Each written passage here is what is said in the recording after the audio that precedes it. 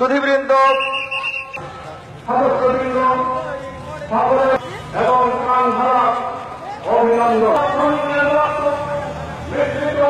আমরা ভবিষ্যৎ প্রজন্মের কথা মুক্ত দেশ করতে পারি, তাহলে অবয়ন পরিষদের সম্মানিত চেয়ারম্যান, উপজেলা ও জেলার শিবপুর থানার সম্মানিত ভাবে আমরা সুন্দরভাবে এই সন্ত্রাসকে নিশ্চিত করেন। সকলে আমরা এখন মাননীয় প্রধানমন্ত্রীর বক্তব্য সারাটা জীবন অনেক ত্যাগ স্বীকার করেছে।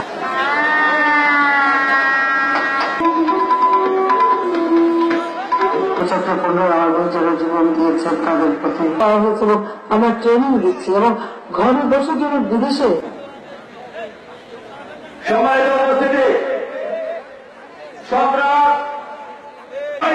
জঙ্গিবাদ সন্ত্রাসবাদের কোন ঠাঁই নাই। আমরা ধর্মযাত্রার রাষ্ট্রসভার হিন্দু মুসলমান বৌদ্ধ খ্রিস্টান ছাত্র জনতা কৃষক শ্রমিক খেটে খাওয়া মানুষ সহ সর্বই